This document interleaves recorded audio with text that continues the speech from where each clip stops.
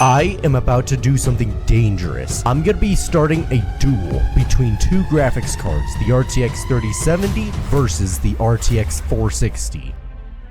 Now y'all are probably saying right now, the RTX 3070 is a lot better than the RTX 460. There's one thing that y'all probably don't realize. The 460 actually has a card up its sleeve. The 460 has something called DLSS AI frame generation. Now you're probably sitting there thinking, what the heck is that? A simple way to think about it is the RTX 3070 is like the older guy who's really strong, has more raw power, and can brute force higher FPS. The RTX 460 is like the younger guy, is not as strong but is smarter and uses newer technology. For example, the 460 can use DLSS. It renders the game at lower resolution and uses AI to make it look higher resolution, which gives you more FPS. Nice. So the 3070 wins in strength, but the 460 can keep up by being smarter. Now this may be leaving you to wonder which one's actually better. Let's find out. Alright, we are here in this creative world. We are now running at 120 FPS. I mean, yeah, it's running fairly smooth. I mean, I can see for miles. Now we are here with the RTX 3070 and we are getting 200 frames. 250 to be exact. That is crazy. I didn't know. And we haven't even enabled shaders yet. Oh, I wonder what would happen if we lit a giant block of solid TNT. All right, 3, 2, 1. But first, we are going to look at the shaders that we could put on this graphics card. And we are running at 67 frames a second to be 90 to 100 at the most, which this is honestly a very good frame rate. Now we are on the 3070, which is running really good so far. We're running over 100 frames, right around 120 to be exact. One of the things I like about this mod Voxy is you could see every little detail from long ways away. Quick pause. If this video gets enough likes and subscribers, I will do a video pushing Minecraft Bedrock Edition to its absolute limit with mods, shaders, ray tracing packs, and way more. In the last video, I said I will do a hightail video if that video got enough subscribers, and it did. So I'll be releasing a hightail video soon. So if you want to see both of those videos, hit the like and subscribe button. Anyway, let's continue. And now we are in this kind of hot springs-like biome. I'm not sure what you call it, but it looks crazy at night and and this nether portal is insanely realistic looking. And the sunrises with this is incredibly breathtaking. Like, I cannot get over how awesome these shaders are, and we're getting really good frames a second. And it's just as good on the 3070 as it is on the 460. And just wait till you see what nighttime looks like. It looks incredible in the snowy biome. Alright, we're here in the snowy biome, and look at that moonlight and those reflecting off those clouds. And dude, look, those aurora borealises. Those look insane. And these are all on epic settings, so it will be less FPS than normal.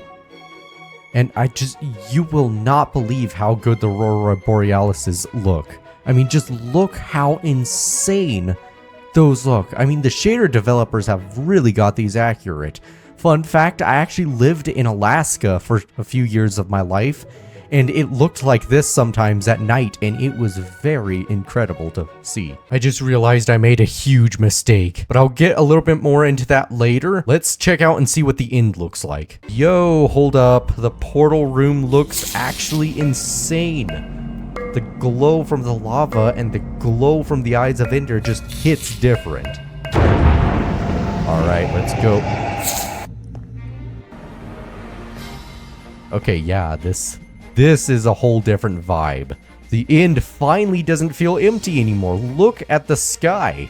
There's actual depth in now, like a gradient instead of just a flat black void. Okay, I keep seeing these like weird purple things like appearing and then just like slowly fading away like that. That is very strange. I have no idea what those are supposed to be, but okay, let's pop through this and see what this is all about. Everything about these shaders is just perfect 10 out of 10. And the lighting on the islands, it gives everything this weird, almost dreamlike feel. So now we are left to the question, how well does both graphics cards run on PvP? We're not just going to test it on any PvP server. We are going to be testing them on the most chaotic free-for-all map I've ever seen. But first, the moment you all have been waiting for, the TNT block that we promised at earlier. Bro, I really seriously think this is gonna crash.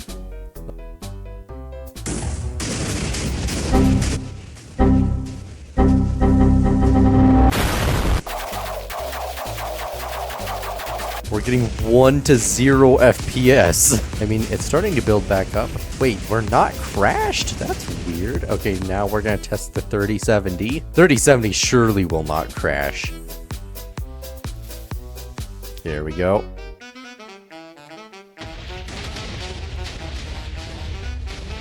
Okay, it's actually a lot less laggy than the 460.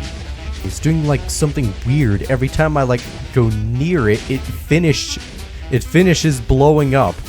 Like, for example, there's a cluster of TNT over there, then it finishes as soon as I get near it. No way, there is one pillager alive here. How is this dude still alive? Alright, this is the part that actually matters. We are here in a PvP arena, and please ignore my awful PvP skills. I am not good at PvP. This guy is just running. Is this all players do, is just run on this map? Okay, I finally found a player who actually wants to fight me, but he looks like he's never even touched a Minecraft in his entire life. Yeah, go on, run away. That bow means nothing to me. We're still running at a solid 150 frames.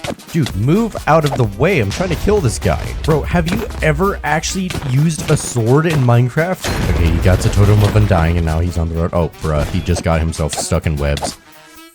Dude, these players are so bad at the game. I've never seen players as bad as these before. Like, come on. Remember how I mentioned earlier how I made a huge mistake while editing this video? I've been pronouncing it RTX 460 this whole time. Whenever I'm saying RTX 460, I'm saying it as a short term for 4060.